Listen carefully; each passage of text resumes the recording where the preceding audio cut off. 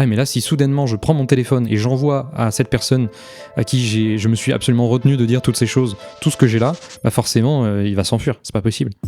Si des gens en arrivent à être dans un état de colère, en fait, pour moi, c'est juste une émanation de blessures qui sont dessous. Beaucoup de femmes qui ont du mal à lâcher prise. Si tu veux lâcher prise, tu dois d'abord réparer ta confiance avec le masculin.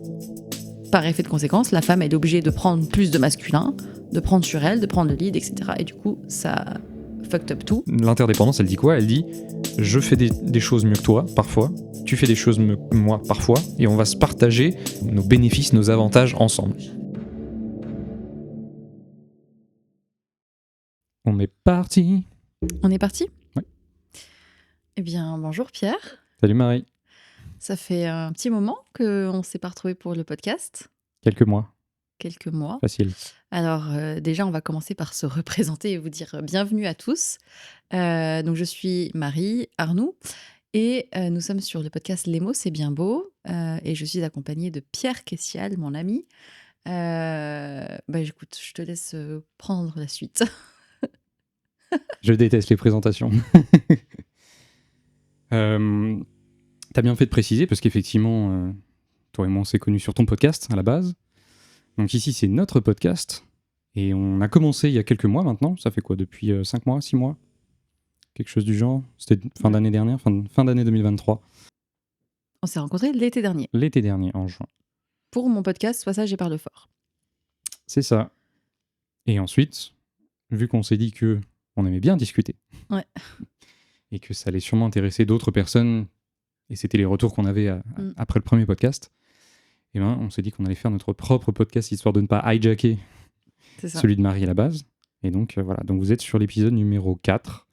Un épisode où, cette fois, on a décidé d'être un tout petit peu plus freestyle, on va dire. On a quand même quelques sujets de fil rouge, mais on s'est dit qu'on allait faire un petit format un peu plus discussion. Ouais.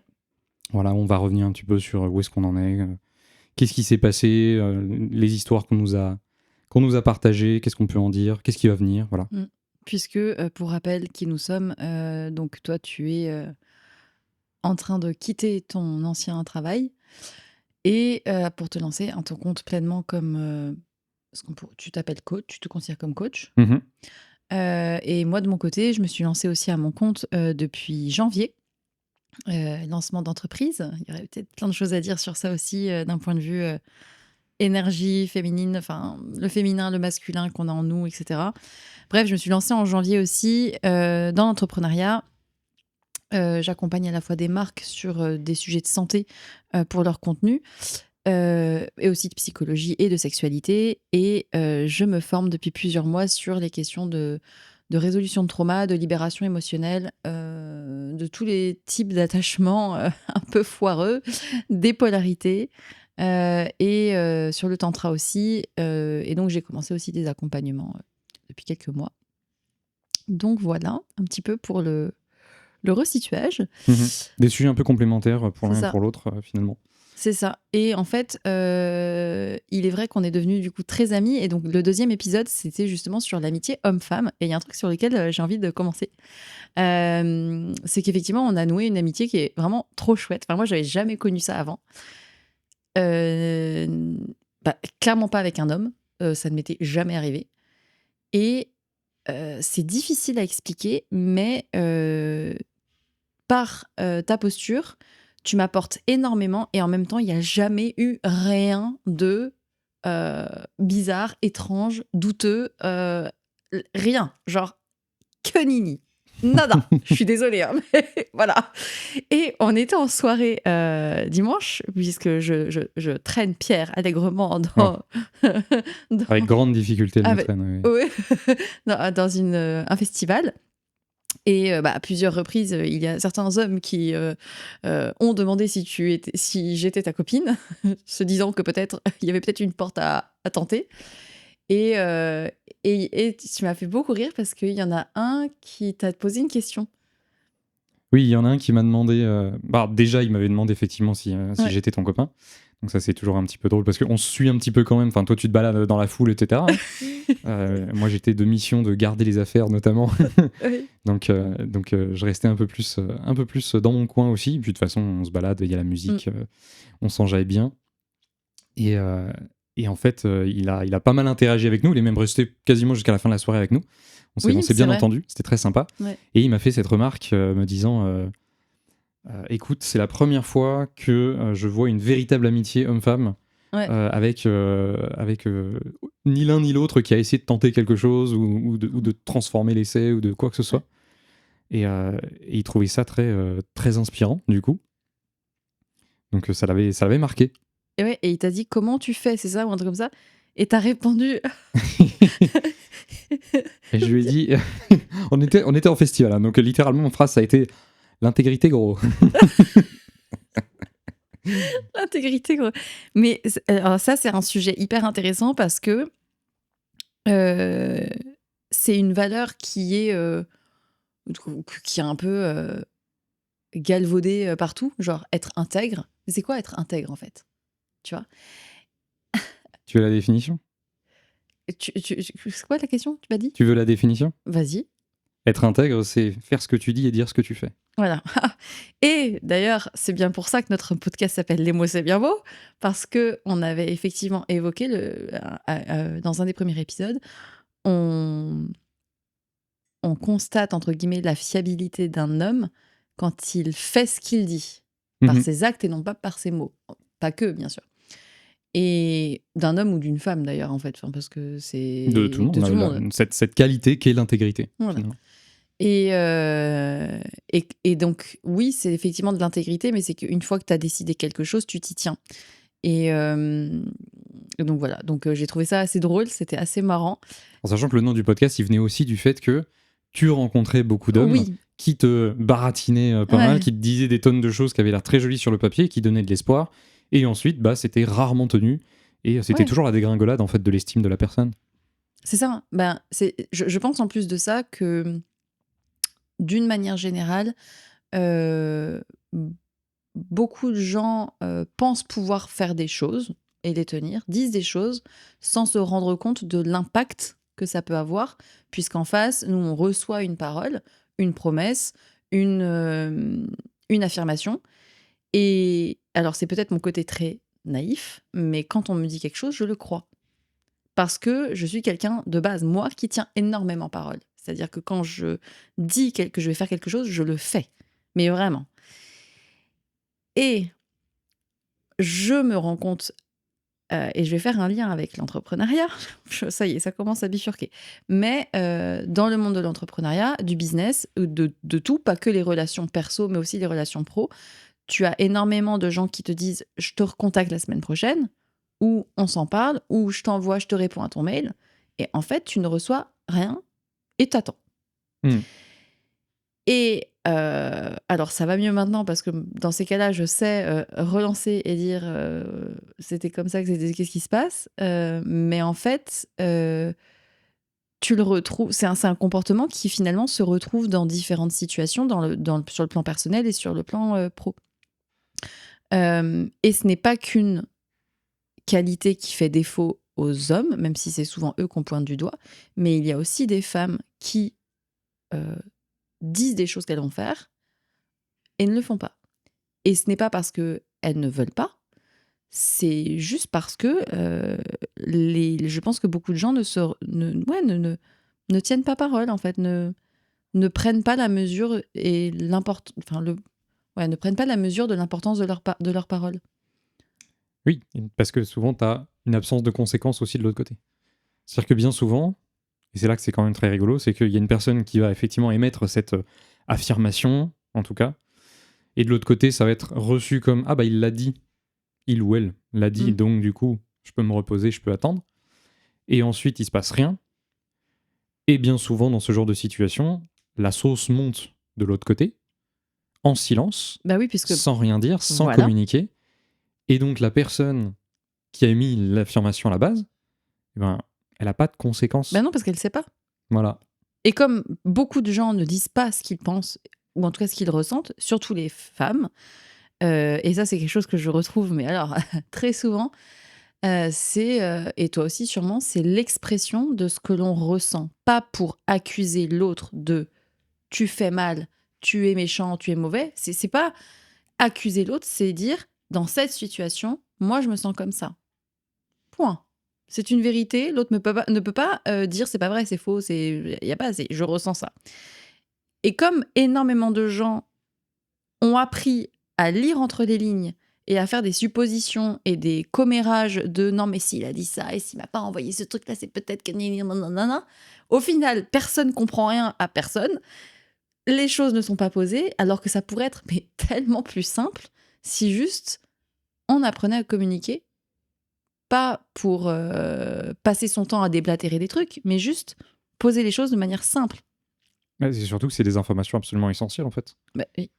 De l'autre côté. Donc souvent on se dit je vais l'ennuyer, Je vais déranger. je vais déranger, je veux obtenir quelque chose et si je dérange, je ne l'obtiendrai pas. Ou je vais passer pour la relou. Aussi, le relou. donc je vais prendre de l'espace et j'ai tellement peur de prendre de l'espace parce qu'on n'a pas arrêté de me faire comprendre qu'il fallait pas que je le fasse. Enfin, toutes ces choses-là. Et c'est ça qui va à l'encontre en fait de la simplicité de la communication. Ouais. Et d'ailleurs, tu as directement commencé par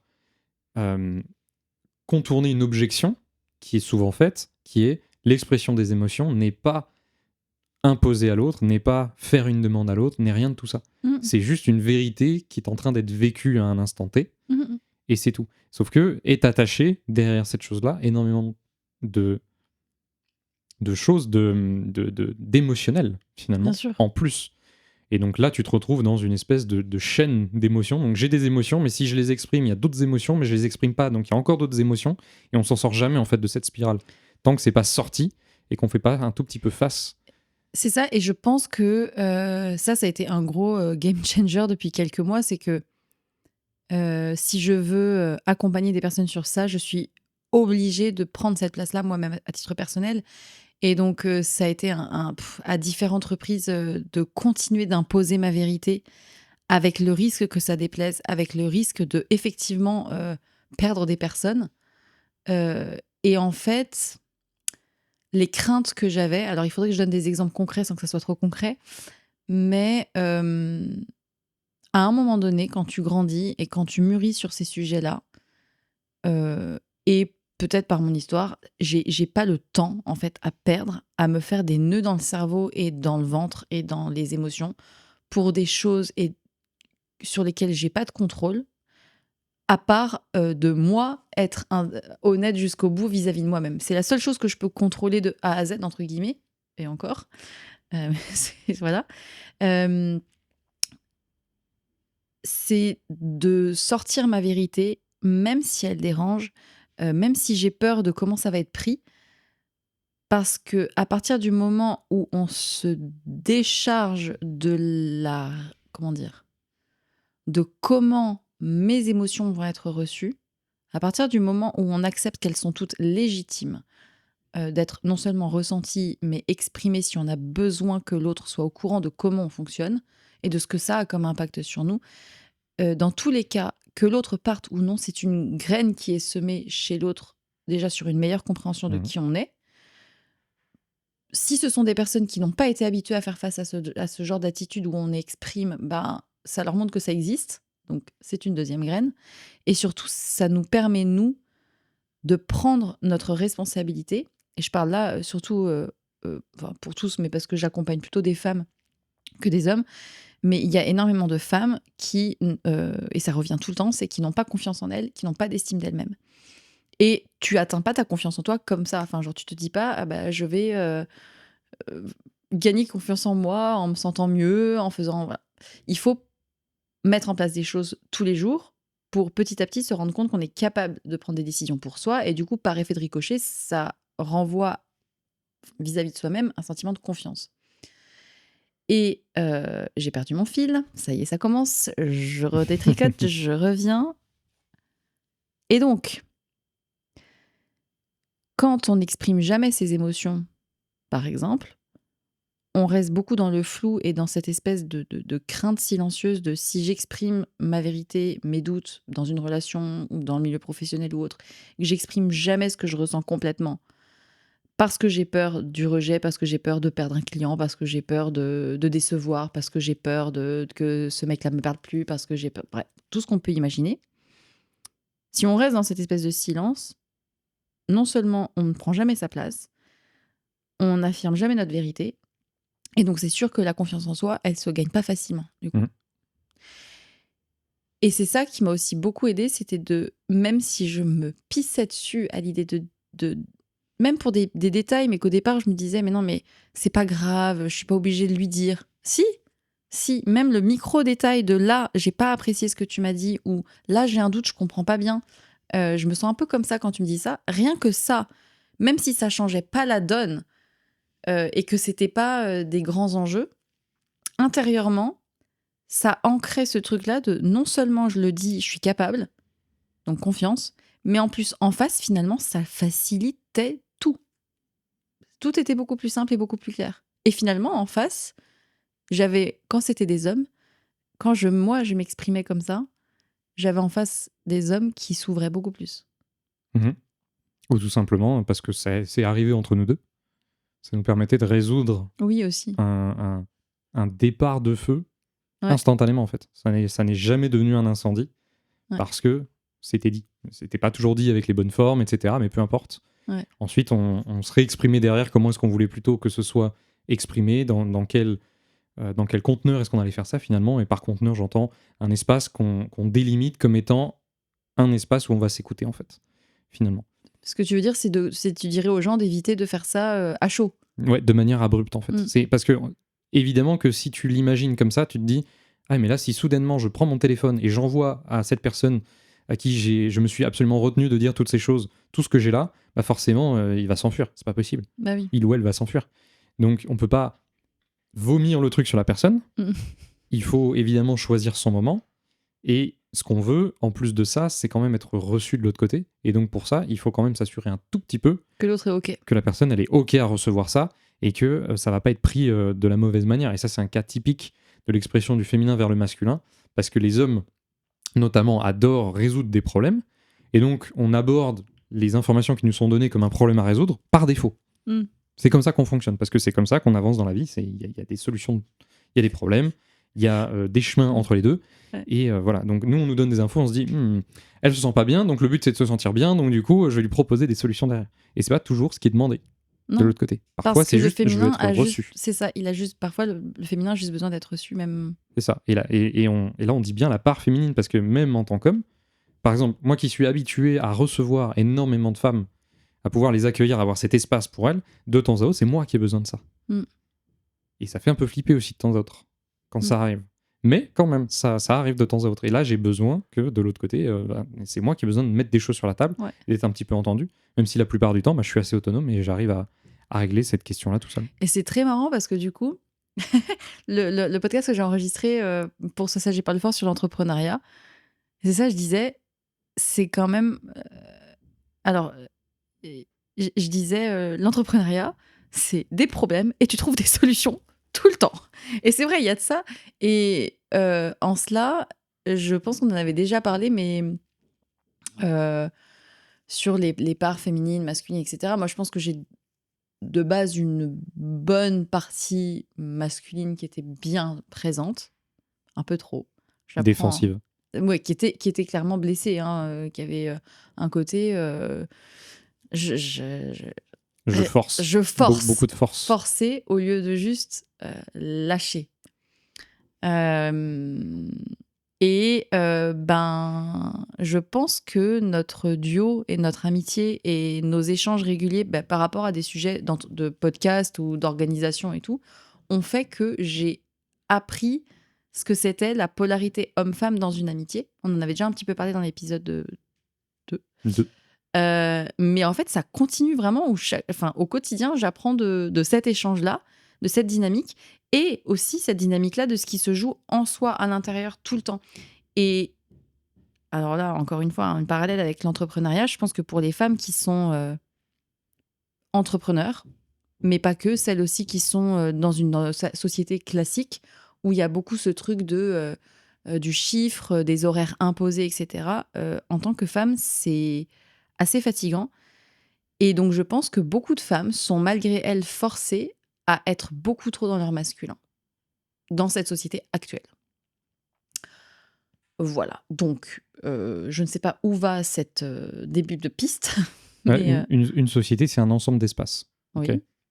Donc forcément, si tu définis les espaces comme étant les espaces de succès, qui vont être du coup le travail, et le travail tel qu'il a existé pendant très longtemps, hein, donc des travaux soit manuels, soit très intellectuels, ça va pas mettre au service l'énergie féminine tout particulièrement ici. Oui. Par contre, l'énergie masculine, elle adore ce truc-là. Ouais. L'énergie masculine, c'est direction, mission, objectif, accomplissement, hiérarchie, verticale. Donc tout cet environnement-là, nous, on kiffe, tu vois. Si tant est que tu es dans une mission qui a du sens pour toi, et que tu es, si possible, avec des collègues, des camarades, pareil, qui te permettent de forger un groupe intéressant, bah là, ça monte bien, tu vois. Là, tu kiffes ta vie. Oui, mais ça veut dire que là, tu pars du principe que dans la société actuelle, les espaces de travail sont relativement très peu connectés aux émotions. Donc, c'est le cas. Donc, oui, mais est-ce que c'est problématique? Ça dépend. Ça dépend de ton objectif. Parce que là, tu vois, je vois que je suis sur LinkedIn et il y a de plus en plus de contenu autour du leadership conscient, d'entreprises qui mettent plus qui mettent plus l'humain au centre des... Enfin, pas au centre, mais qui intègrent la dimension émotionnelle, humaine, je dirais pas d'intuition et jusque-là, mais en tout cas qui mettent plus d'humain et d'émotion dans l'entreprise. Donc ma question, c'est plus de jusqu'à quel point on n'était pas non plus dans une société qui était complètement trop dans cette énergie de la course à la performance, de la productivité, etc. Alors qu'on est quand même dans une étape de gros changements, même sur le plan mondial, environnemental. Alors oui et non, parce que t'as des gros changements. Mais si tu regardes l'état du monde aujourd'hui, et si tu prends les pays un à un et que tu les compares, tout le monde n'est pas au même niveau de développement. Donc typiquement, je pense notamment aux Indiens, quand on leur a dit au fait, nous on était beaucoup plus avancés que vous et on se rend compte qu'il va falloir ralentir un peu, vous ne voudriez pas suivre avec nous? Ils ont fait niquez-vous, et nous on va faire notre croissance parce que maintenant c'est notre tour. Donc du coup, performance. Mais parce qu'ils veulent remonter aussi, tu vois. Ouais, mais... Donc il y a des endroits où la performance c'est la bonne réponse. Et il y a plein d'endroits mais où est-ce c'est que plus tu la bonne sépares réponse. Performance et... Enfin, tu peux très bien être dans la performance et pour autant être... mettre de la place aussi à tout ce qui est la dimension émotionnelle et... L'ultra-performance, non. Je suis pas d'accord. Tu peux pas mixer les deux. C'est-à-dire que si tu vas à l'extrême de la performance, c'est-à-dire le maximum que tu peux atteindre sur une période de temps donné avec un effort donné, tu ne peux pas mettre d'autres éléments. Mais c'est pas une histoire d'émotion ou pas d'émotion. Ça peut être les émotions comme n'importe quel autre sujet. Par exemple, les ultra-performants, ils vont peut-être sauter des repas parce qu'ils pensent pas à manger. Tu parles d'un athlète, là? Non, n'importe qui.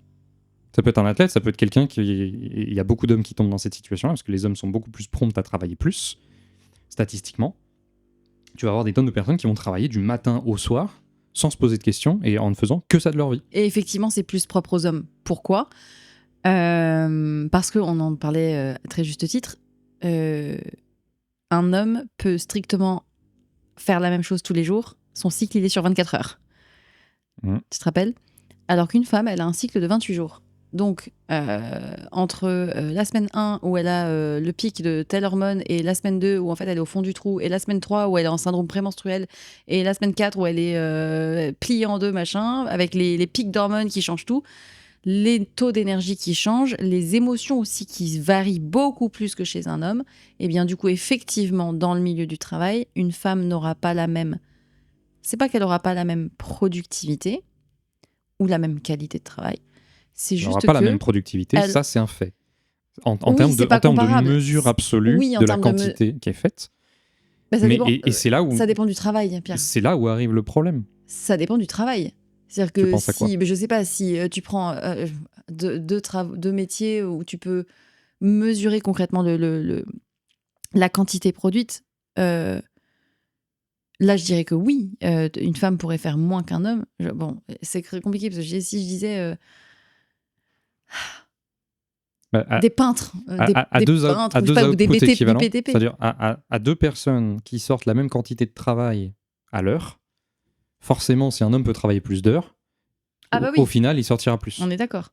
Et donc, ici, forcément, si l'équation, elle est sur ça, les femmes peuvent pas gagner, entre guillemets. Mm. Et c'est ça qu'on pointe comme injuste, mais en fait, c'est pas injuste au regard de l'existence de la différence et au regard de ce qu'on fait monter sur le piédestal. Donc, si tu fais monter sur le piédestal la performance, les hommes gagneront. Ouais. Et les femmes perdront. Et c'est stupide. Donc, c'est surtout pour ça qu'on essaye de faire reculer la performance comme indice primaire. C'est pas parce que la performance c'est mal, parce que par ailleurs, c'est très bien Oui. dans des endroits très spécifiques, appliqué comme le bon outil pour la bonne situation. Par contre, dans un monde où on veut faire participer tout le monde et on veut plus de l'équité que de l'égalité, ben là, on veut revenir là-dessus et on veut implémenter, on veut rajouter dans l'espace d'autres caractéristiques qui conviennent à tout le monde. Ouais. Très juste. Mais tu n'enlèveras pas le fait que, par exemple, à un niveau de nation, de compétition inter-nation, là, c'est la performance qui va primer. Parce que c'est qu'est-ce que tu es capable de produire en tant que nation par rapport aux autres, ce qui veut donc dire comment est-ce que tu vas te développer, quel argent au global tu vas gagner, comment est-ce que tu vas pouvoir le redistribuer dans les endroits clés de la nation. Ouais, après là on part sur des Voilà. thématiques qui sont complètement différentes et sur lesquelles je pense qu'on n'est pas tout à fait d'accord. Mais, vas-y, si t'es pas d'accord, balance. Non, mais ce que je veux dire, c'est que cette histoire de compétition internationale, enfin de productivité internationale, enfin, même moi, si je regarde d'un point de vue beaucoup plus global à l'échelle mondiale, bref, le concept même d'avoir des pays différents, alors qu'on est tous sur la même planète, etc. Mais voilà, je partirais dans des trucs vraiment très très loin. Oui, mais ça, c'est quand même très intéressant parce que là, on retourne quand même sur une différence de polarité, ici. Et donc, oublier qu'il y a des territoires et des frontières, c'est essayer de zapper le masculin. Donc, le monde des bisounours où tout le monde il s'entend bien, tout le monde il est heureux et il n'y a pas de guerre et je sais pas quoi, ça n'existe pas dans un monde où il y a de la testostérone et des hommes. Non. Ça n'est pas possible. Tu sous-entends que les hommes sont violents. Non, je sous-entends que la testostérone amène davantage de violence que quand on n'a pas. Et ça, donc, c'est mesuré, ça, c'est mais scientifique. du coup, il faut faire plus de place aux oestrogènes ou c'est comment Alors, les oestrogènes n'empêchent pas d'avoir de la violence. Hein. Ah. Qu'on se le dise, elle n'est pas exprimée pareil, par contre. Donc, tu as plus de violence physique chez les hommes, mais tu as beaucoup plus de violence psychologique chez les femmes. Alors ça, c'est hyper... Tiens, ça tombe bien que tu en parles, parce que je sais pas comment on aurait pu en parler, mais grâce à toi, j'ai découvert un compte Instagram d'un créateur de contenu qui s'appelle The Tiny Man. The Tin Man. The Tin Man, qui, d'ailleurs, en fait, ça avait commencé comme ça. J'avais fait un partage sur les réseaux sociaux en story qui n'avait pas du tout plu. C'était au moment de la fête de la journée des droits de la femme.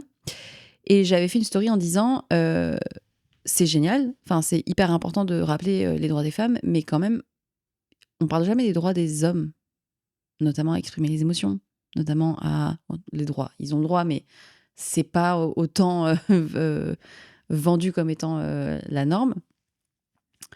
Et j'avais reçu une ribambelle de ripostes féminines en mode ouais, mais tu nous soutiens pas à la marée. C'est pas du tout, je ne desserre pas la cause des femmes et des droits pour lesquels on s'est battu. Juste, je dis, c'est intéressant de montrer que finalement les hommes, ils ont toujours le mauvais rôle, globalement. Alors, effectivement, il y en a sûrement plein qui font de la merde, mais il y a aussi plein de femmes qui font de la merde. Hein. Personne n'est parfait. Je vais pas aller sur des sujets de trop clivants, mais en tout cas, ce compte Instagram propose des contenus qui sont étayés avec énormément d'études et de statistiques. Et il y avait effectivement un chiffre qui montrait que, en termes de violence dans les couples, il y avait plus d'hommes, il me semble. Plus ou c'était à peu près équivalent. Avance dans ton... C'était plus d'hommes qui étaient finalement en proportion sujets à des violences conjugales que les femmes, mais parce que les hommes étaient plus victimes de violences psychologiques.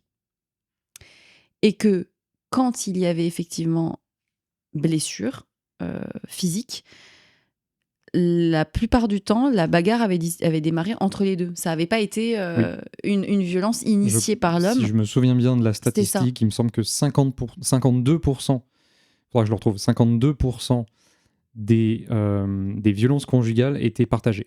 Oui, voilà, c'est ça. C'est-à-dire que les deux C'était tapé dessus. s'étaient tapés dessus. Sauf qu'au in fine, par une raison de force physique Et dans évidente. les 48% qui restaient, Ouais. il y avait plus de femmes qui avaient frappé que d'hommes. Ah ouais, c'était ça. C'était surtout ça. C'est ça, et j'avais halluciné. Je m'étais dit, mais. Alors que c'est pas la narration C'est ça. qui est donnée. C'est-à-dire que la narration, c'est la madame, elle se fait frapper, et basta. Et du coup, pourquoi les femmes sont violentes avec les hommes? Ouh, là, tu balances un pavé dans la mare. Personne n'est totalement sûr de la réponse là-dessus, puisque même ce compte-là a lancé des pistes. Des pistes, des sondages, des témoignages, des tonnes de choses comme ça. Il n'y a pas de... Il n'y a pas de réponse fixe. Il n'y a pas de réponse fixe. Et pourquoi est-ce que les gens se tapent dessus? À la limite, tu peux déjà aller là-dessus. Tiens, ça me fait penser à l'ouvrage de Richard Schwartz que j'ai lu pour le protocole IFS. Richard Schwartz est un psychiatre américain qui a développé le protocole d'Internal Family System et qui, son livre s'appelle Pourquoi nous sommes tous essentiellement bons. Très bisounours, pour certains qui pourraient nous écouter, mais en réalité, son protocole part du principe que nos comportements et nos pensées actuelles et leurs manifestations ne sont que le fruit de peurs qui ont été étouffées et protégées par des protecteurs, des managers qui ont été là pour mettre le couvercle sur le capot. Donc, si on part de ce postulat, et ça, c'est ce que je vois en séance, c'est-à-dire que c'est assez ouf parce que sur un comportement ou une pensée automatique ou une peur d'être rejeté ou des choses très basiques, en fait, des petites peurs qu'on peut avoir tous, quand tu soulèves, comme j'appelle les couches d'oignon, et que tu lèves le truc, tu te rends compte qu'en fait, dessous, il y a des traumas et des peurs qui datent, mais il y a très longtemps. Et l'expression de la colère, l'énervement, en tout cas, si des gens en arrivent à se taper dessus, que ce soit dans les couples, ou qu'ils en arrivent à être en colère et à avoir une espèce de frustration tout le temps envers certaines situations, ou envers même des membres de leur famille, ou des amis, ou des collègues, ou autres, si des gens en arrivent à être dans un état de colère, quand bien même on ne leur a rien fait directement, c'est qu'il y a des choses qui n'ont pas été réglées. En fait, pour moi, c'est juste une émanation de blessures qui sont dessous. Et pourquoi j'en viens là? C'est parce que ce psychiatre-là a été notamment psychiatre dans des environnements pénitentiaires. Et il a suivi en séance des hommes qui avaient, fait des actes absolument gravissimes d'ordre de viol, de meurtre, etc., des crimes. Et les longues séances qu'il a fait avec ces personnes-là, qui en étaient venues à dire je ne pouvais pas faire autrement que de tuer, ou que c'était comme ça, c'était viscéral. Quand il soulevait le capot, entre guillemets, de mais qu'est-ce qu'il a vécu cet homme, parce que c'était souvent des hommes apparemment qui étaient justement incarcérés, il y avait dessous des traumas d'enfance, des structures familiales complètement dysfonctionnelles, des pères absents, des pères violents, des mères qui n'avaient pas été là. Père absent tout particulièrement. Père absent tout particulièrement, parce que si un homme n'a pas une figure masculine, solide, stable, fiable, pour l'accompagner dans sa croissance, sur quoi il se base en fait pour se construire lui. Et c'était hyper intéressant parce que il montrait qu'au fond, quand on creuse vraiment, on est tous essentiellement bons, vraiment. On a tous mis des couches par-dessus plein de choses qui sont en dessous et qui continuent d'avoir des conséquences sur notre vie actuelle, qui entraînent des blocages, sur lesquels on pourra avoir toute la bonne conscience du monde et se dire allez, il faut que je change ça, allez, il faut que je me fasse une raison sur ça, ou il faut que je change ma manière de communiquer et tout. Quand on a ce terreau-là qui est un peu pourri, il faut aller soigner d'abord le terreau avant de se culpabiliser de ne pas arriver à changer. Mais tout le monde n'a pas cette chance. De pouvoir soigner ce terreau. Tout le monde n'a pas cette chance. D'avoir déjà la conscience qu'il y a un terreau à creuser. C'est pour ça qu'on en parle. Et donc c'est ça, c'est le message, c'est de ne pas se culpabiliser aussi parfois d'avoir des excès de colère, ou des excès de tristesse, ou des excès de peur, parce que c'est pas forcément qu'on est mal, qu'on est cassé. C'est juste que il y a des choses qui ont manqué à une époque. Alors après, on parle beaucoup de l'enfance, mais il n'y a pas que dans l'enfance que ce genre de choses peuvent apparaître. T'as des exemples? Non, mais tout simplement, il n'y a pas de... Comme il n'y a pas de... Comment on va dire ça? Il n'y a pas de moment précis où tu deviens adulte. La vie, c'est une longue continuité. Ouais. Et tu es exposé à la vie chaque seconde, tout du long. Donc, la création de traumatisme ou de... mais elle est tout le temps. Ou de répression émotionnelle ou choses comme ça, elle se fait continuellement tant que tu n'as pas accédé à une manière d'être Et une qui te autonomie. permette de faire sortir ça de ton système de manière régulière. Et de manière naturelle. Enfin oui, et de manière régulée et de manière mature. Et comme plein de gens n'ont pas eu au départ cet apprentissage de l'autonomie émotionnelle quand ils étaient petits, parce que les parents probablement ne l'avaient pas non plus, ça fait que les traumatismes s'accumulent. Et il y en a plein des traumas, parce que quand on dit traumatisme, c'est pas forcément genre j'ai eu un accident grave ou j'ai été violentée, mais pas du tout. Il y a des micro-détails, des petites phrases qui pour une personne auraient été traumatisantes et pour une autre pas du tout, mais qui s'accumulent dans le système nerveux, dans le cerveau, dans la mémoire traumatique en fait, et que le cerveau enregistre et identifie comme un schéma, et hop, ça entraîne une espèce de mécanisme un peu qui se répète. Il y a tout ça, tout le monde n'a pas le même bagage non plus, on n'arrive pas tous avec les mêmes situations. Et ensuite, il y a des événements qui arrivent dans notre vie, en fait, derrière. Et là alors ça sera c'est encore un autre débat, mais est-ce que tout arrive vraiment par hasard? C'est encore une autre question. Moi, je pense que non. Je pense pas Spoiler. non plus. Spoiler, non, ça n'arrive pas par hasard. En tout cas, sans aller jusqu'à des choses un peu perchées.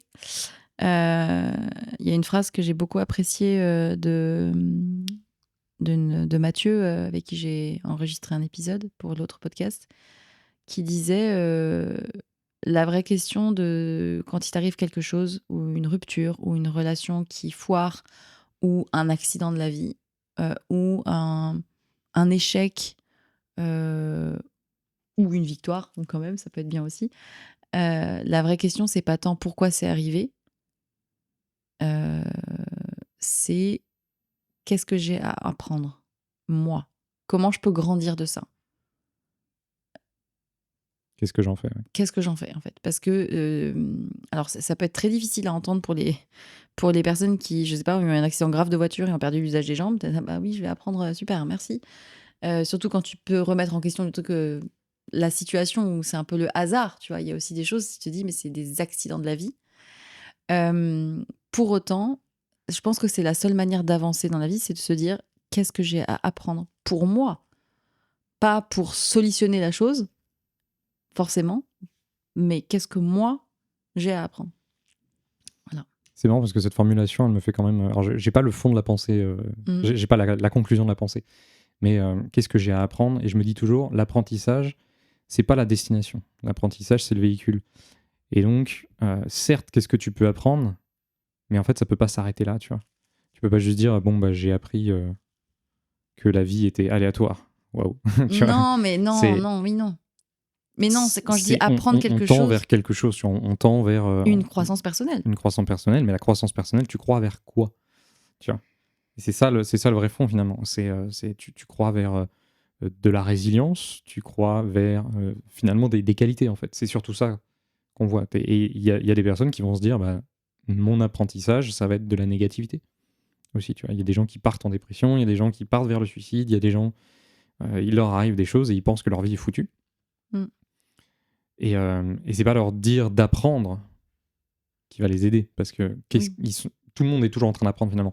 J'aime beaucoup la définition d'Alex Hormozy sur l'apprentissage, qui la résume simplement en disant: tu as appris quelque chose quand tu as modifié ton comportement dans une situation qui se répète. Donc par exemple, le téléphone sonne, tu ne décroches pas. Ensuite, je sais pas, je te dis, quand le téléphone sonne, il faut te décrocher. C'est comme ça que ça fonctionne. Et si la prochaine fois que le téléphone sonne, tu décroches, tu as appris. Oui, ok. Si tu ne le fais toujours pas, c'est que tu n'as pas appris. Oui. Voilà, donc ça c'est la situation basique pour expliquer la chose. Et là, je pourrais pousser le truc, c'est pourquoi tu ne veux pas apprendre? Il faut pas sortir l'exemple de son contexte, c'est juste un exemple. Et parce qu'effectivement, ensuite tu vas demander pourquoi est-ce que tu n'as pas écouté ce que je viens de te dire. Mais c'est simplement pour dire que tu as véritablement appris quelque chose quand tu peux changer ton comportement après avoir été exposé à la connaissance ou à l'expérience. Parce que si tu ouvres un bouquin et que tu le lis entièrement, puis tu le refermes et que tu le reposes et que ta vie n'a pas changé... besoin de faire l'expérience pour te rendre compte si ta vie n'a pas changé d'un poil après avoir lu le bouquin, tu n'as rien appris. Tu as peut-être été diverti, mais tu n'as rien appris. Parce que ton comportement n'a absolument pas changé. Oui, après ça dépend de l'objectif du livre, mais oui. Ça, c'est encore une autre question. Mais tu vois, ne rien apprendre, c'est pas mal. La preuve, un divertissement peut ne rien t'apprendre du tout. Oui. Juste, t'as passé un bon moment et c'est tout. Donc tout n'est pas forcément tourné vers l'apprentissage. Donc s'il y a apprentissage, c'est qu'il y a quelque chose à y gagner. Oui. Et donc tu vas vers quelque chose. Du coup, là, je vais reciter parce que les gens ils vont se dire, je refocus parce qu'ils vont se dire mais c'est trop perché, j'arrive pas à suivre le lien avec les relations amoureuses ou avec ma dépression ou quoi. Prenons un exemple X. Vous vous faites plaquer. Et ça vous met dans la tronche plein de trucs que vous n'aviez pas réglés. Et à la suite de ça, vous vous dites, ok, est-ce que je change ? Qu'est-ce qui allait pas chez moi pour faire que je me suis mise dans cette situation-là ? Il y a un précurseur à ce que tu es en train de dire du coup. Quoi ? Parce que pour en arriver là, il faut déjà installer quelque chose. Parce que là, tu parles déjà au jeu, ce qui est une étape assez incroyable au regard de ce qui vient d'arriver. Parce que la facilité, elle est quand même de dire que c'est pas sa faute. Alors oui, la facilité, c'est de dire ce n'est pas de ma faute. Mais la réalité, elle est quand même plus complexe que ça. Parce que si j'avais choisi cette... Enfin, je sais pas... Attends. Tes émotions, c'est ça qui te font dire que c'est pas ta faute. Oui. Tu veux pas accepter ce truc-là. Bien sûr. Tu vois, il y a tout un cocktail à l'intérieur. Donc ça veut dire qu'on n'est plus dans un espace de logique ici. Tu vois, donc les personnes qui, par exemple, se font plaquer et disent « mais quel connard » ou « mais quelle connasse ». Oui, voilà, c'est ça. Tu vois, et qui... Elles sont tout de suite dans la réaction émotionnelle de « c'est l'injustice ». Voilà, on n'atteint même pas encore cet état de « qu'est-ce que j'aurais pu faire de mieux, qu'est-ce que j'ai fait de mal », etc. Là, c'est une étape qui est déjà derrière. C'est même pas qu'est-ce que j'ai fait de mal, c'est plutôt... qu'est-ce que j'aurais pu améliorer ? Quelles sont les parts de moi qui ont fait que je suis allée dans une relation... Il est où le mot ? Là, il y a un mot qui veut sortir. C'est lequel ? La responsabilité. Ah oui. Quelle est ma responsabilité ? Oui, d'accord, Quelle est ma responsabilité dans ce qui vient de m'arriver ? Oui, c'est ça. Mais ça, tout le monde devrait se la poser, c'est-à-dire que, enfin, à tout le temps, tout le temps, mais c'est quelle est ma responsabilité ? Et quelles sont les parts de moi qui sont venues se mettre dans cette situation-là pour, ou en tout cas face à cette personne-là, pour faire écho en face à des choses qui n'étaient peut-être pas réglées non plus. Et donc, à partir de là, si je veux aller vers des relations qui sont plus alignées, plus respectueuses, ou plus que sais-je ce qu'on veut y mettre derrière, ou plus matures, qu'est-ce que je règle chez moi qui dysfonctionnait et qui faisait que potentiellement je serais retombée vers le même type de personne, vers le même type de schéma. Et donc du coup, ça, on peut l'exporter à absolument pas que les relations ou les ruptures, mais je me retrouve toujours dans des métiers où je finis en burn-out. Qu'est-ce que j'ai à apprendre de ma responsabilité, de mon comportement vis-à-vis du travail ou de mon système nerveux ou de mon équilibre de vie, de mes habitudes, qui fait que de toute manière, à chaque fois, je me laisse écrabouiller par la charge de travail parce que je me sens incapable de dire non. Pourquoi ? Par exemple. Et là, mais j'en vois plein des personnes qui sont épuisées, ne sont pas... dans plein de... Enfin, que ça soit dans le milieu professionnel, en tout cas, ça se manifeste beaucoup, qui sont pas bien, qui sont submergés, qui sont stressés, qui dorment mal, etc. Et qui vont potentiellement quitter un travail pour en retrouver un autre, mais qui, au bout d'un an, peut-être, vont avoir la même situation, parce que le problème de fond n'a pas été réglé, en fait. Et donc, c'est toujours cette histoire de responsabilité, comme tu disais très bien, qui rejoint un peu l'apprentissage, en fait. Parce que finalement, quand tu prends tes responsabilités, ça veut dire que tu commences à te dire « Ok, je tire quelque chose de ce que j'ai appris ou de ce qu'on m'a transmis et je le mets en place. » Et donc, c'est pour ça que je t'ai emmené sur la responsabilité, c'est parce que c'est finalement précurseur d'établir ce principe qui est de se dire qu'on a toujours une responsabilité. Toujours. Et on a parlé tout à l'heure, je sais pas, de l'accident de voiture, par exemple. Tu vois. Ouais. Et certaines personnes pourraient nous dire, mais attendez, quelle est la part de responsabilité dans l'accident de voiture quand toi tu conduisais bien et que c'est la personne en face qui était bourrée et qu'elle t'est rentrée dedans, tu vois. Et en fait, là, j'ai envie de faire diverger la discussion de ce point-là parce qu'en fait, c'est quelque chose qui arrive beaucoup aujourd'hui où on mentalise toutes les discussions. C'est qu'on aimerait bien avoir une règle précise et adaptée à chaque situation et à chaque contexte. Et ça, c'est pas possible. Donc, si on essaie de discuter la responsabilité dans chaque situation, il y aura une réponse différente. on va avoir une réponse différente parce que factuellement, oui, elle sera différente. Par exemple, quelle est ma responsabilité à rouler, à me faire percuter par quelqu'un qui ne regardait pas où il allait, ou qui était bourré, ou que sais-je, face à quelle est ma responsabilité en relation. On n'est pas sur deux sujets qui sont équivalents. Mais par contre, ce qu'on s'est rendu compte, c'est que, c'est un on un petit peu générique, en tout cas pour tous les penseurs, toutes les personnes qui sont déjà posées sur cette question-là, c'est de se rendre compte que il vaut mieux un principe facile à suivre qui est que tu as toujours une part de responsabilité quoi que tu fasses, dans toute situation. Oui. Comme ça évite le biais de se dire mais finalement ici ça se discute donc en fait peut-être qu'il y a une porte de sortie où je n'ai pas de responsabilité et c'est facile pour moi. Alors que si tu adhères à ce principe que tu as toujours une part de responsabilité et qu'il convient de la trouver, tu ne peux pas échapper à toi-même ici. Tu vois. Et donc c'est pour ça que la responsabilité elle est précurseur en fait à tout apprentissage, parce que même d'ailleurs dans l'apprentissage, tu te poses devant un bouquin, tu as une responsabilité vis-à-vis de ton attitude face au contenu. Est-ce que tu vas te préparer correctement pour absorber le bouquin? Est-ce que tu t'es mis dans un environnement où ça peut se faire? Est-ce que c'est un bouquin qui t'intéresse? Est-ce que... etc., etc. Donc il faut d'abord partir de ce truc-là, avant de penser à qu'est-ce que je peux apprendre, comment est-ce que je peux grandir, pourquoi je grandis, etc. Déjà, c'est j'ai un impact dans ce monde plus que ce que je pourrais imaginer, et il faut éliminer la porte de sortie, en fait. Alors la responsabilité, c'est d'ailleurs une caractéristique de la polarité qu'on dite masculine.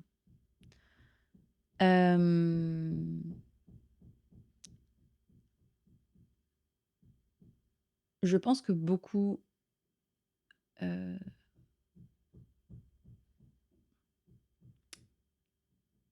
femmes et d'hommes gagneraient en qualité de vie et de relations pro et perso si ils avaient plus cette attitude de responsabilité vis-à-vis d'eux-mêmes et vis-à-vis du reste du monde. Quand je dis de responsabilité vis-à-vis d'eux-mêmes, c'est que si tu prends le temps chaque jour de te regarder et de te demander, ok, dans quelle mesure ce que je fais au quotidien, je peux prendre mes responsabilités pour faire des choix beaucoup plus alignés avec qui je suis et ce que je veux pour plus tard, moins il y aurait... J'ai bifurqué beaucoup trop. Je me suis perdue moi-même, en fait. L'importance de la responsabilité. Alors, tu as dit que ça faisait partie de la polarité masculine. Ouais. Est-ce que tu saurais expliquer pourquoi?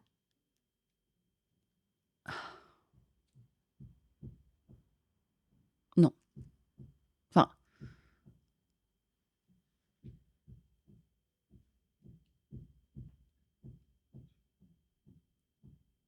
D'où ça vient, la responsabilité du... La responsabilité, c'est un sujet qui est hyper vaste. C'est hyper vaste. D'ailleurs, pour les personnes qui nous écoutent, je vous invite à aller écouter Jordan Peterson, qui parle de ça de manière extrêmement extensive, que ce soit psychologiquement, puisque c'est un psychiatre de renom, que ce soit également philosophiquement. Et Jordan Peterson a eu cet effet très intéressant où il a un discours qui est parfaitement non-genré, j'ai envie de dire. Okay. C'est-à-dire que c'est les livres qu'il a écrits, les cours qu'il a créés, son contenu ne vise ni les hommes ni les femmes à la base. Mais les personnes qui ont le plus résonné avec son discours, et notamment sur la responsabilité, c'est les hommes. Et donc soudainement, quand il a gagné en popularité, ce sont d'abord les hommes qui se sont intéressés très fortement à son discours et sa manière de penser. Et d'ailleurs, je fais partie de ces hommes-là. Okay. Je l'ai trouvé à une époque où lui-même était... alors, il commençait déjà à être un petit peu connu, mais il était encore en train de monter. Et il avait tout un ensemble de discours et de philosophie autour de ces choses-là. Il parlait des polarités directement? Il parle pas de polarité. Il parle de responsabilité? Là, en l'occurrence, il parlait de responsabilité. Et Et en fait, les hommes se sont retrouvés amenés à énormément écouter Ok. cette personne. Et pourquoi alors? Et là, c'est pas l'explication de pourquoi la responsabilité est du côté de l'énergie masculine, mais par contre, c'en est une manifestation. Ah oui. Et en fait, d'ailleurs, si on veut vraiment faire un micro-aparté très simple pour expliquer pourquoi est-ce qu'il y a certaines caractéristiques qui sont placées du côté masculin et pourquoi certaines autres sont placées du côté féminin. Sachant qu'on a les deux en nous et que dans des parts différentes. Sachant qu'on a les deux en nous, et ben, c'est tout simplement grâce à ce genre de phénomène. C'est-à-dire que quand les hommes sont massivement portés vers des sujets... Ou des tâches, ou des missions, ou des trucs... Et là où il y a massivement les femmes qui sont pas intéressées par ces sujets-là, mais qui vont vers massivement d'autres sujets qui n'intéressent pas les hommes, de l'autre côté. Alors, c'est trop marrant parce que ça me fait penser... Parce qu'on pourrait se dire, mais oui, mais c'est une construction sociale si... Tu vois, on pourrait dire ça. On pourrait. Mais j'ai eu la bonne idée d'écouter un podcast hyper intéressant de Grégory Pouy sur les primates avec un expert en primatologie. En singe. Et ils avaient... pas qu'en singe, puisque nous sommes des primates. Oui, bon, voilà, tu m'as compris. Mais du coup, il avait étudié pour le coup les populations des bonobos, des chimpanzés, des orang-outans, des gorilles, voilà. Donc un expert américain. Et alors, il faudrait que je retrouve exactement le détail. Et là, c'est juste pour vous donner l'idée en bref. Mais il avait donné des jouets pour enfants à des bébés singes, des bébés oh, même pas des bébés, je crois. Mâles, juste, des jeunes singes, mâles et femelles, des jouets pour des enfants humains. Genre nous. Et donc, il y avait des poupées, il y avait des camions, etc. Les chimpanzés mâles jouaient avec le camion. Ils adoraient les voitures, apparemment. Ils adoraient les voitures. Personne n'arrive à expliquer ce qu'est la voiture. Mais... oui, bon, les poupées, vite fait, quoi. Et c'était les chimpanzés femelles qui étaient attirés pour cajoler, câliner, etc. Donc, bref, tout ça se raccourcit un petit peu sur les singes, mais pour dire que, oui, il y a des caractéristiques féminines et masculines, qu'on le veuille ou non, et qui... construction sociale ou pas, sont là, en fait. Et que plus on essaye d'aller à l'encontre en essayant de mettre de l'égalité partout et qu'on doit tous faire pareil, la même chose, et que, moins on peut être différent et complémentaire, en fait.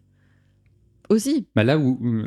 ce podcast était vraiment hyper intéressant. Là où personne ne sait expliquer pourquoi est-ce que le masculin a l'air attiré par, notamment, les véhicules. Ouais. Parce que c'est pas quelque chose qui existe dans la nature. Non, c'est ça le truc. C'est ça qui est hyper intéressant. Mais par contre, il arrivait à donner une explication de pourquoi est-ce que les femelles étaient attirées par les poupées. C'est plus simple à comprendre, etc. Parce que tu peux dire... Non, c'était pas simple à comprendre. Disons que c'est s'occuper d'un... Ça ressemble quand même à un bébé humain et un bébé chimpanzé, ça se ressemble... C'est parce qu'il expliquait que elles le faisaient aussi avec des cailloux. Elles utilisaient des cailloux pour s'entraîner à cajoler, à gérer un enfant, en fait, tout simplement. Donc, elles ont du coup un instinct, ou en tout cas, il y a quelque chose qui est encodé à l'intérieur de nous, qui nous amène vers différentes fonctions. Et de toute manière, notre corps est biologiquement formé pour certaines fonctions et pas d'autres. Donc, rien que sur la base de ces différences-là, forcément, on ne va pas aller vers les mêmes choses. Et d'ailleurs, la caractéristique qui est la plus étudiée, la plus reconnue, qui sépare les hommes et les femmes, c'est que les hommes sont intéressés plus par les choses, là où les femmes sont intéressées plus par les gens. Et ça, c'est totalement mesuré aujourd'hui. Et tout le monde est d'accord. Et c'est cross-culturel, c'est partout sur la planète. Tu ne trouveras pas d'exception à ce truc-là. Enfin, tu ne trouveras pas d'exception dans le grand ordre des choses. Oui. Là, tu vas évidemment trouver, mais là on va partir sur le sujet. Je tiens aussi à évoquer quelque chose, c'est que ce sujet-là des polarités ne remet en aucun cas en question l'existence de couples homosexuels. C'est juste que là, pour nous, c'est ce que nous, on connaît, donc on parle de couples hétérosexuels. Cela étant, dans un des livres que j'ai lu sur la polarité, il dit que par souci de facilité, il parle de féminin et de masculin au début, mais qu'après, chacun est libre de le substituer par rapport à son orientation sexuelle. Et donc, je pense que comme c'est un sujet, c'est une thématique qui est encore peu présente en France, qu'on se le dise. Les Américains sont un peu plus en avance que nous. C'est une notion qui est assez peu présente en France. Donc déjà. Donc je serais intéressée de voir s'il y a des personnes spécialisées dans les polarités pour les couples dans ce qui est de la dynamique des couples homosexuels, parce que pour le coup, la dynamique, elle est la même en fait. C'est Bah juste donc, qu'il y en a un qui a plus de masculin et l'autre qui a plus de donc il n'y féminin, a pas parce de que du coup, c'est complémentaire. spécialisation. Non, il Si n'y a c'est pas de la même. spécialisation, mais que du coup, ça soit plus facilement explicable.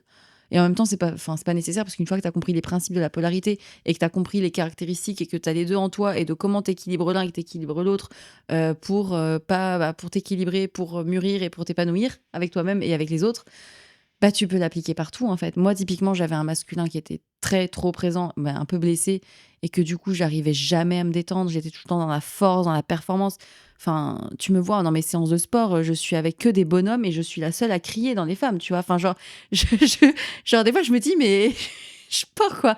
Et du coup, j'ai ce truc de, allez, on y va et tout machin. Mais pour autant, ça, c'est pas tenable sur le long terme, parce que de plus que je fais un travail personnel, plus je me rends compte que bah, en fait, j'ai besoin de retourner dans mon féminin. Et là, je fais le parallèle avec notre amitié, où toi, tu m'as montré ce que c'était un masculin qui est là pour soutenir, Mhm. supporter le féminin, pour dire repose-toi, je m'en occupe.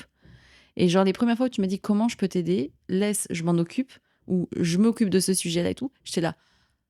Ah, ah on s'occupe de choses que j'ai plus à m'occuper, genre, alors que j'ai toujours fait tout par moi-même. Et bref, j'ai fait une divergence, mais tout ça pour dire que les polarités sont présentes partout, dans tous les couples, dans toutes les dynamiques, en soi, à l'extérieur, dans nos relations professionnelles, personnelles, enfin partout.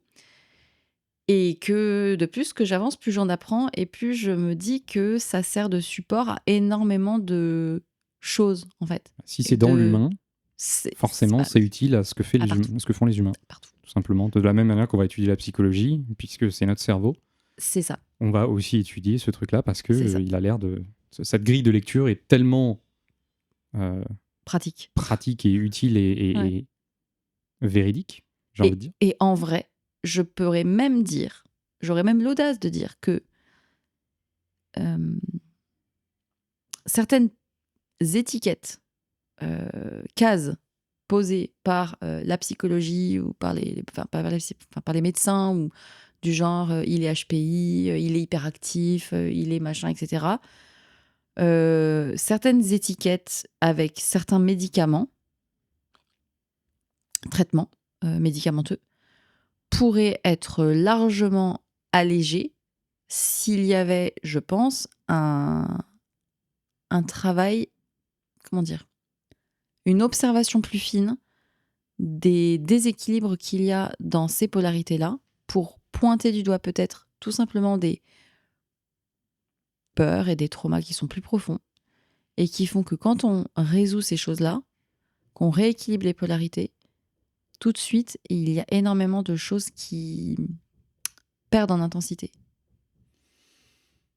Si je reformule à ma sauce, parce que c'est important quand même.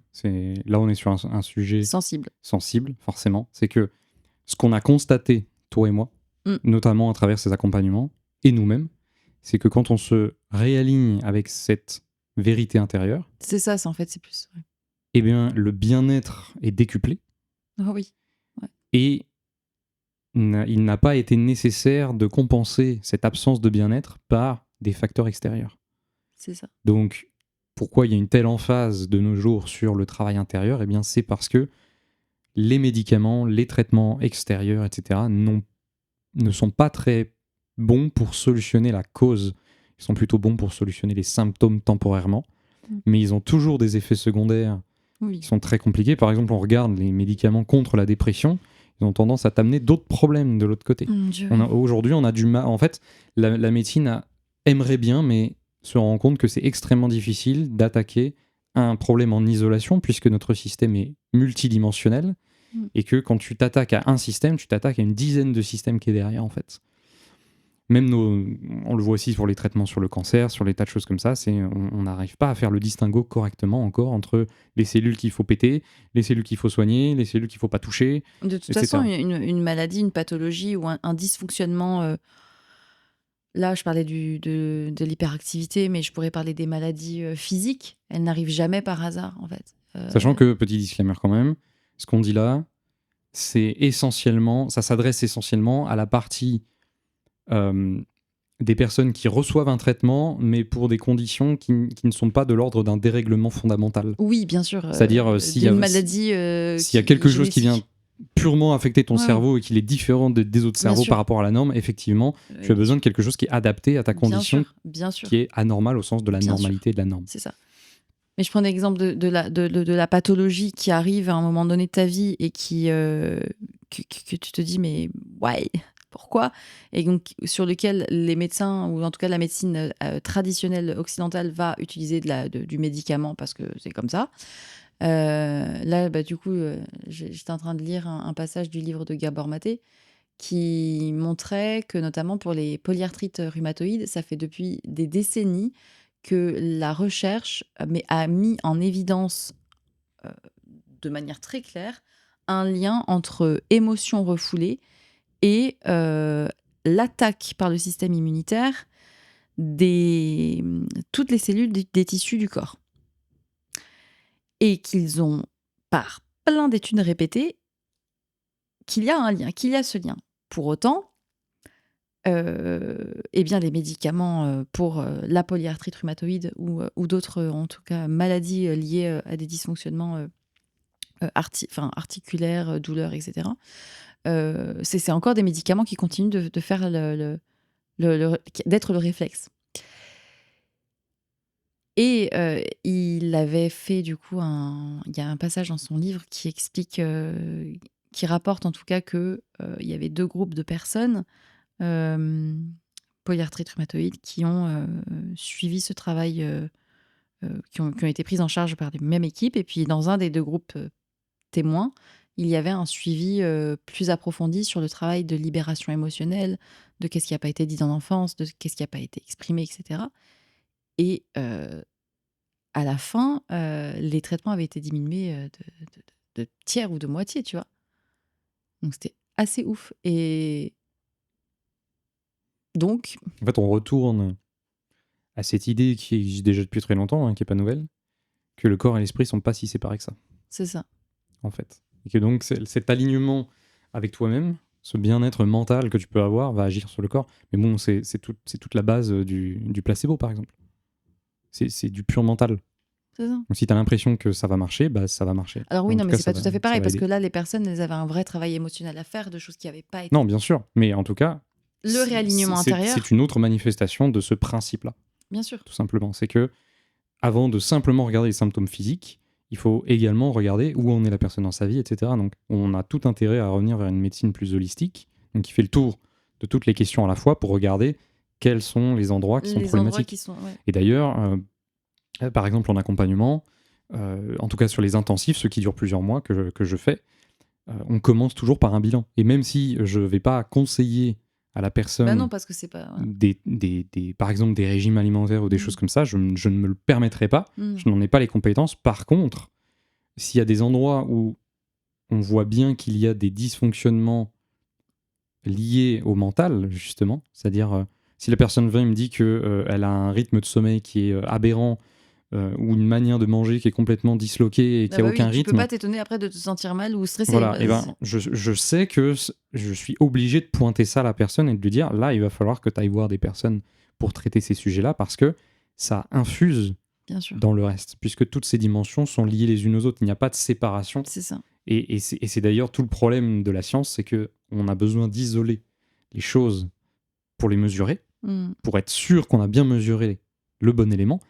Le truc, c'est qu'on a encore beaucoup de mal à voir les interactions des choses les unes avec les autres. Et notamment, je pense à toute cette industrie des suppléments et des compléments alimentaires, où on a démarré en ayant cette idée que si on arrivait à décomposer tous les aliments dans leur structure la plus fondamentale, on peut les refoutre dans des gélules. On les réingérait ensemble dans des gélules, et ben le corps allait les récupérer et faire ce qu'il faut. Je pense que le marché des compléments alimentaires, alors c'est encore un autre délire, c'est encore un autre sujet, mais c'est plus dans l'idée de mieux vaut prévenir que guérir.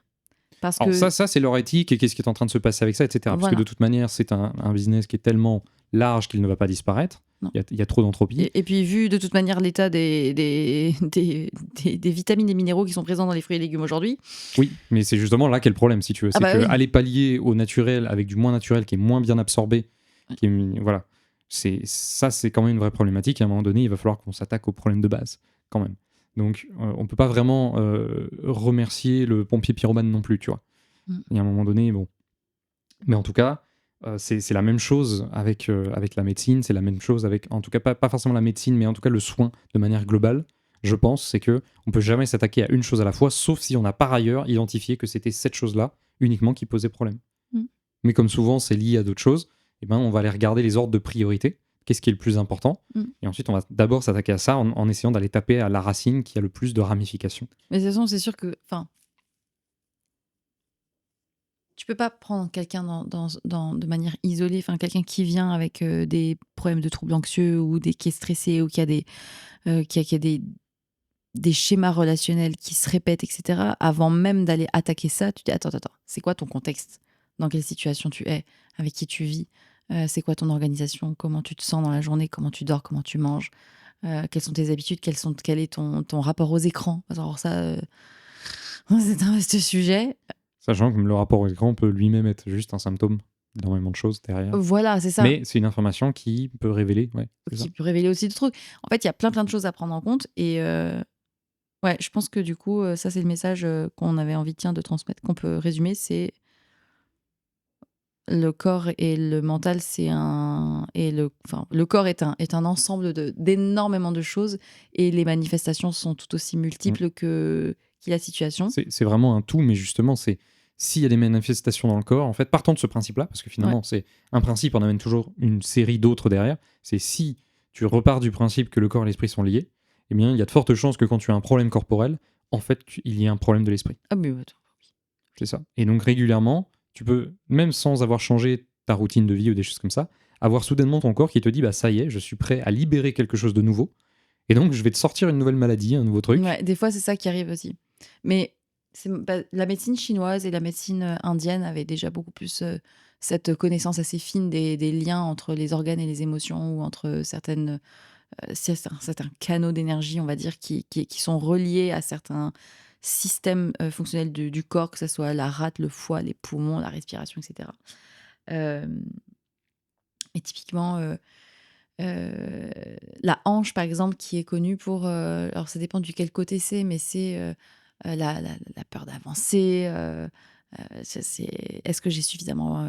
est-ce que je me suis suffisamment écoutée? Et du coup, à un moment donné, si ta hanche, elle déconne, ou ton genou, ou ta jambe, ou ta cheville, c'est arrête-toi, en fait. Genre, mais d'un point de vue, c'est lié à la mécanique. Le fait d'avancer dans la vie, c'est arrête-toi, en fait. J'en prends soin de toi. Alors, moi, je n'ai pas la connaissance fine exactement de à quel organe est relié quoi, mais je sais que, par exemple, la rate et le foie, c'est autour de la colère. Tout ce qui est... Donc, tu as des gens qui se tapent des ulcères, mais en fait, tu te rends compte que oui, bien sûr, tu peux soigner avec les médicaments et les opérations et tout ça, mais tu peux aussi te dire, attends, t'as pas un petit souci avec les rages accumulées et les émotions que t'as pas... Et en fait, bien sûr que tout est relié. C'est-à-dire que si tu isoles chaque organe en te disant, l'organe a un problème, on soigne l'organe, mais on se pose pas de questions du reste, c'est un peu... dommage. C'est un peu ridicule. Dès que tu commences à considérer ne serait-ce que la réflexologie, finalement, Oui, bien sûr. c'est des zones du corps qui touchent à d'autres zones qui sont hyper lointaines de l'endroit d'impact, j'ai envie de dire. Ouais. Et donc, on est obligé de commencer à apprendre en fait toutes ces liaisons des endroits les uns avec les autres. Ouais, et du coup, c'est toujours bien de se faire entourer par plusieurs professionnels de santé. Enfin, même moi, à titre perso, genre, j'ai plusieurs thérapeutes différents, que je considère comme des thérapeutes, mais qui ont tous un peu leur spécialité. Enfin, je vais régulièrement me faire masser parce que les masseurs, ils ont cette capacité à connaître le corps et comment tu peux te détendre profondément. Parce que pour moi, le massage, ça doit être remboursé par la Sécu, tout simplement. Ça peut être aussi évidemment le côté psychologique, même si j'en vois plus trop maintenant.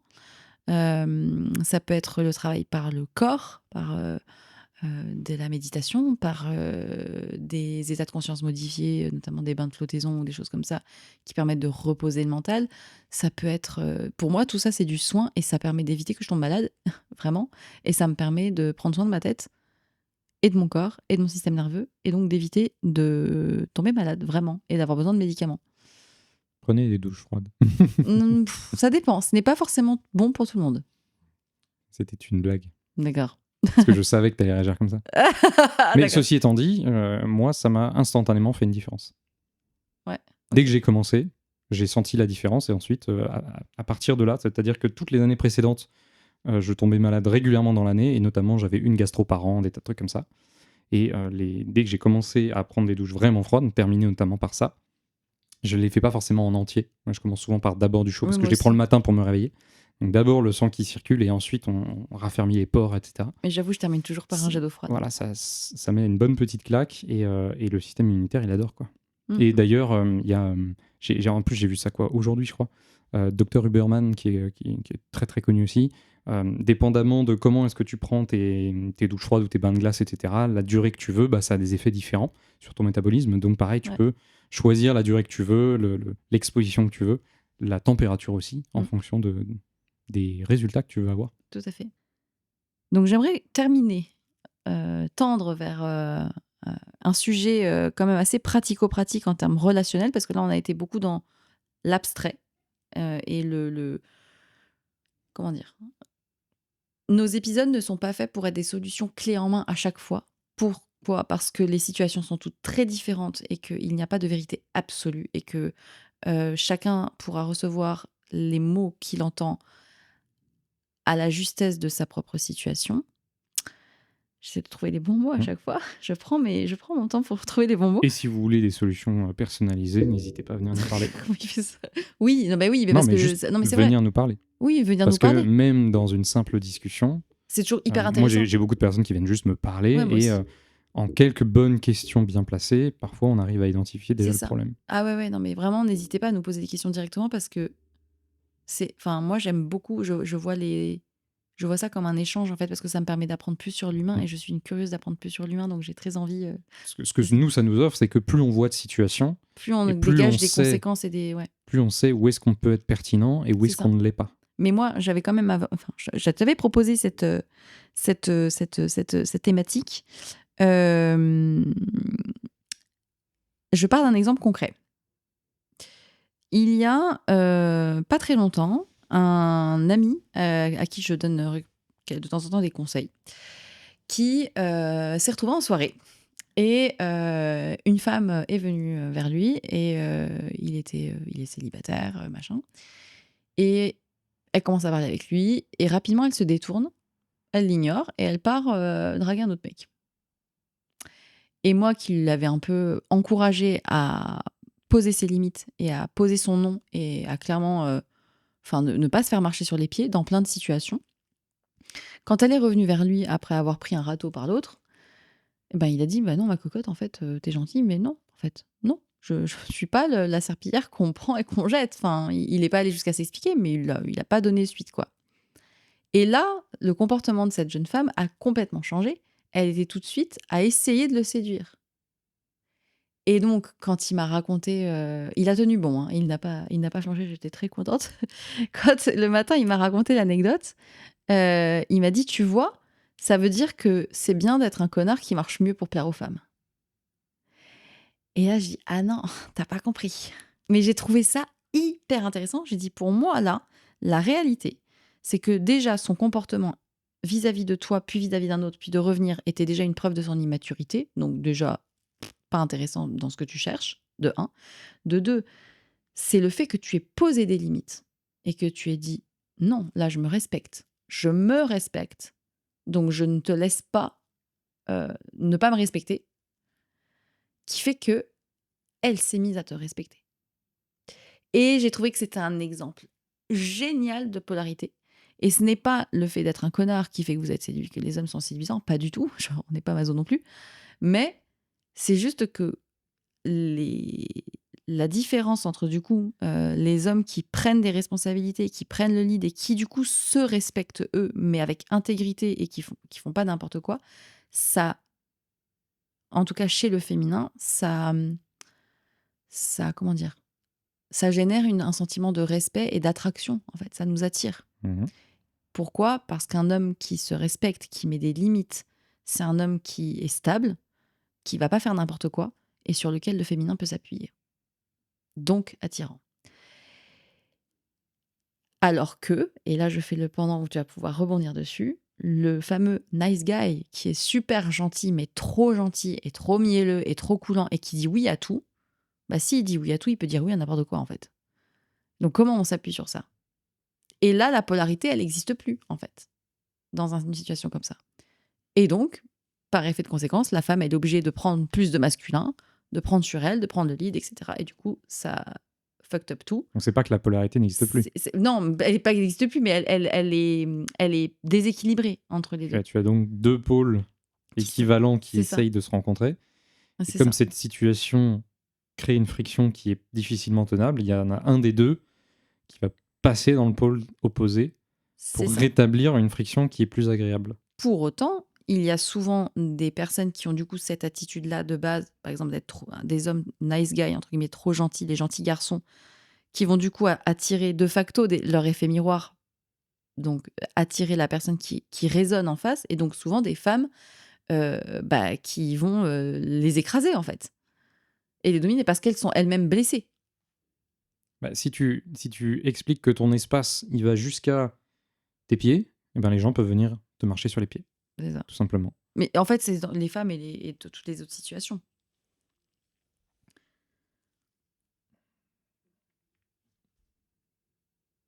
Toutes les autres situations.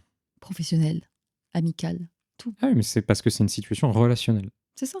Et donc, il n'y a pas d'adjectif ensuite derrière. Il n'y a pas d'espace différent ensuite derrière. C'est si tu laisses la personne te marcher dessus, si tu lui dis « tu peux aller jusque-là », la personne prendra cet espace, puisque tu lui as donné cette liberté. Et la question, ce serait, donc du coup, quand un homme veut, je sais pas, se rend compte que justement, il est peut-être trop dans cette attitude de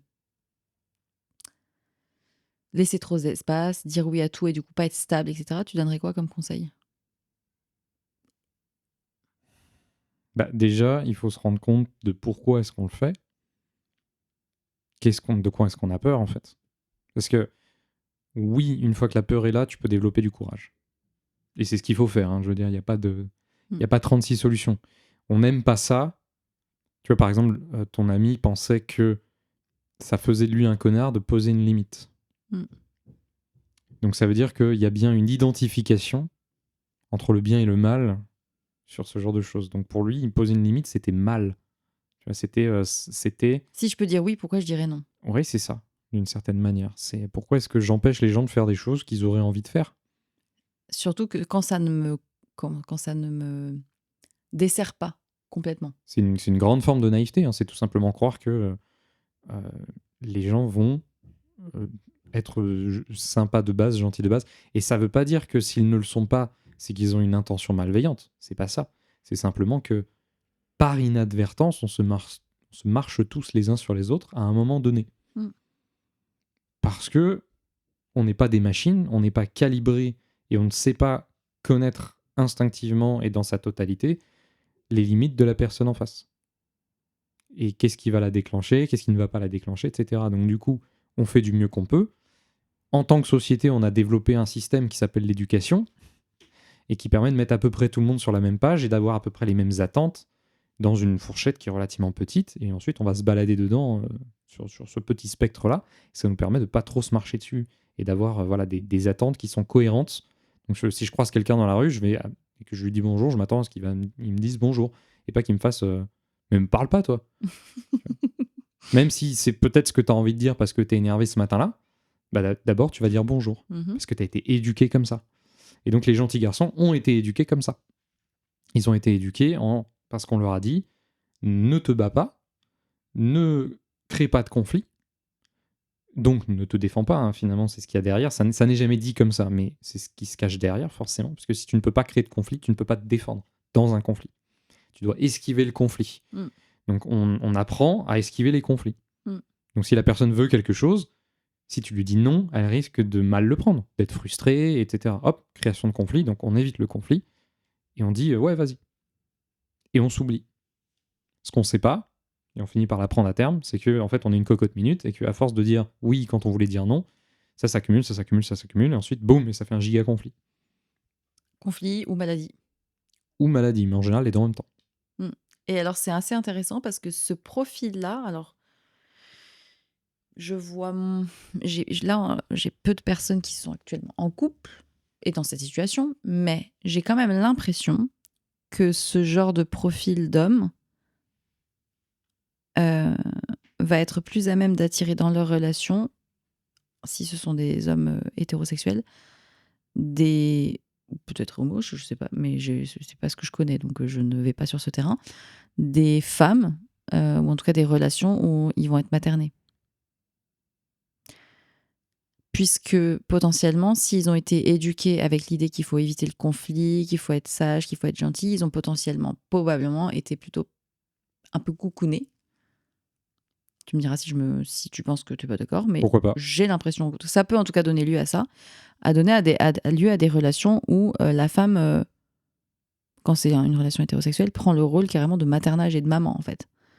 À prendre sur elle, en fait, je t'ai rangé tes affaires, ramasse tes caleçons, tu fais jamais ça, machin. On a dit que le gentil garçon se définissait par l'absence de conflit. Oui. Ou l'évitement des conflits. Et donc, du coup, quelle est la meilleure manière d'éviter les conflits avec sa maman, qui est la première femme de sa vie? C'est de se plier à elle. C'est de se plier. Ouais. Et puis de l'autre côté, ça fait quelqu'un de facilement contrôlable. Et là, je vais arrêter de parler des hommes quand même, les pauvres, là, ils ont pris un petit peu, là, les gentils, mais de parler des femmes en face qui sont dans cette attitude-là, de maternage, parce qu'il y a un vrai problème aussi, parce que c'est pas normal. C'est très lié à un besoin de contrôle et de gérer les choses et de pas pouvoir lâcher prise. Alors, bien sûr, quand tu es dans ce système-là de contrôle sur tout, d'impossibilité de lâcher prise vis-à-vis de toi-même, bah, du coup, tu as besoin de le reporter sur les autres ou sur tes situations. Euh, et ça, c'est un truc que je retrouve assez souvent. Il y a beaucoup de femmes qui ont du mal à lâcher prise. Il y a beaucoup de femmes qui sont dans ce schéma de contrôle. Et je n'arrive pas trop à identifier pourquoi autant, tu vois. J'ai pas réussi à dégager de pistes qui expliqueraient au niveau sociétal, tu vois. Si tu te représentes le lâcher prise, mettons, prenons cet exercice où tu te lâches en arrière et quelqu'un te rattrape. Ouais. Qu'est-ce que ça nécessite? De faire confiance. Ouais. Donc ça nécessite d'avoir quelqu'un où tu sais qui va te rattraper. Oui, et on est dans Et une là, tu peux société. te lâcher parce que sinon, tu sais que tu vas te Et faire la mal. boucle est bouclée parce qu'on est dans une société où il y a plein de gens qui ne prennent pas leurs responsabilités et qui ne sont pas sécures. Le conteneur est Le conteneur est problématique. Donc là, on retourne sur la blessure de masculin primordial qui tourne dans cette société, même si du coup, en miroir, il y a aussi une blessure de féminin primordial qui est en train de se réguler, justement, Ouais, par la ça change. récupération de votre autonomie émotionnelle et relationnelle. Donc, mettons ce sujet-là de côté pour le moment, parce que c'est une belle bestiole à part entière. Mais donc, du coup, c'est là que tu retrouves le besoin dans un couple que les deux personnes soient en coopération et évoluent à peu près en même temps. Parce que si tu essayes d'aller dans ton lâcher-prise toute seule, tu vas atteindre un certain cap, mais tu ne pourras pas atteindre la part qui n'est atteignable qu'à deux, en fait, tout simplement. Donc ça veut aussi dire qu'il te faut quelqu'un de l'autre côté. Et en général, c'est-à-dire statistiquement aujourd'hui, tu as quand même une hyper majorité de couples hétérosexuels. Donc ça veut bien dire que tu as une majorité de femmes qui attendent de leur homme d'être cet espace de confiance et de sécurité dont elles ont besoin pour atteindre ce nouveau stade, on va dire, qui est difficilement atteignable tout seul. Et aujourd'hui, ça répond pas présent non plus, quoi. Pas correctement. Et il y a un sentiment anti-homme qui est quand même... alors, qui est une blessure, hein, donc il est pas fataliste, j'ai envie de dire. Il va pas rester. Mais il y a quelque chose qui est quand même là. Il y a une absence de confiance généralisée qui est difficile et qui est justifiée. Hein, je veux dire, c'est encore un autre sujet, mais il est justifié. Et chaque camp adore taper sur l'autre en disant mais si l'autre faisait son taf, nous on pourrait faire le nôtre. C'est faisons-le Sauf que ensemble. c'est pas comme ça que ça fonctionne. Il faut commencer par soi-même d'abord. Ah oui, déjà, Donc, faisons-le d'abord, oui. ce que ça veut dire, c'est que partant de ce principe-là, si tu veux lâcher prise, tu dois d'abord réparer ta confiance avec le masculin. Intérieur. Intérieur et extérieur. Et pour extérieur, le coup. ouais. Parce que sinon, ça va être difficile.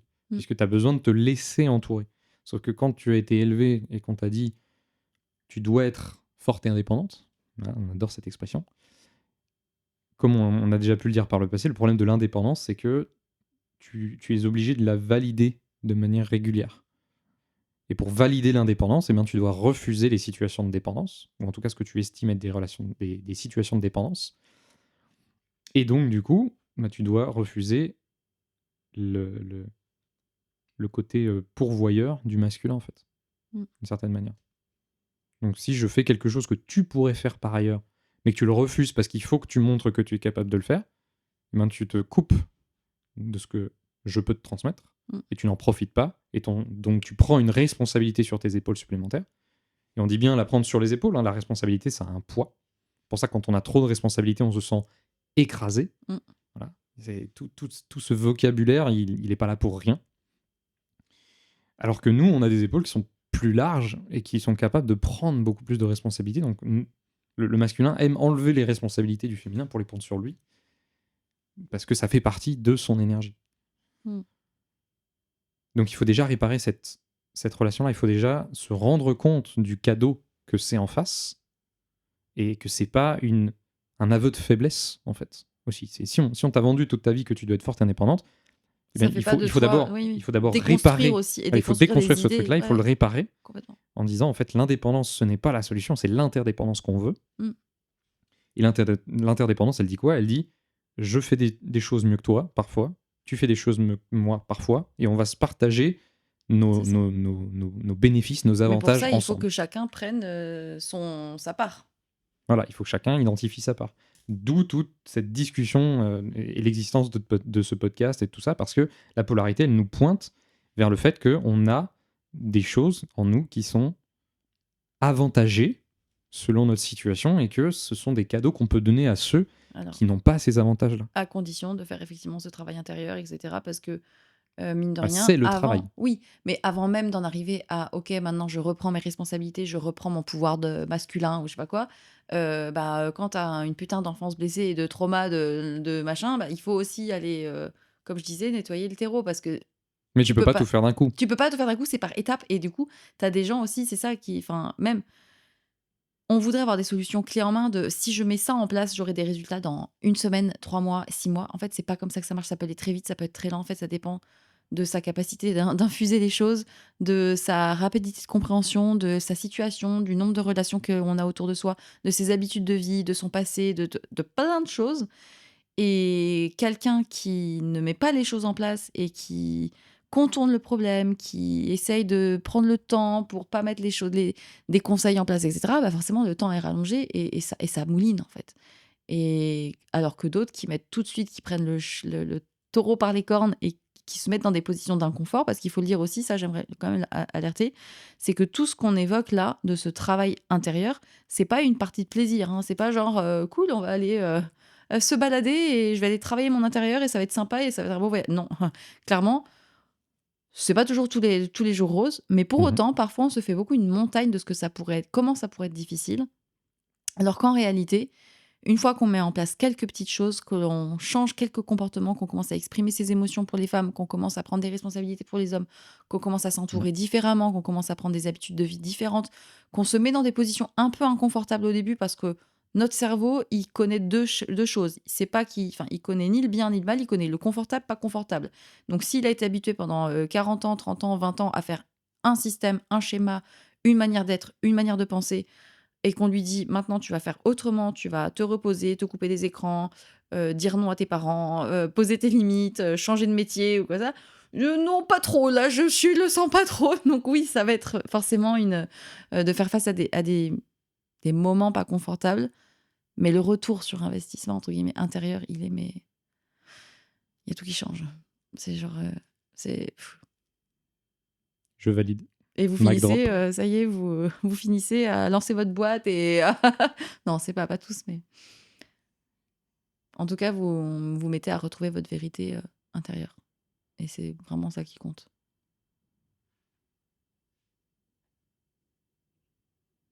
On s'arrête là. Je pense, ouais, on a beaucoup parlé.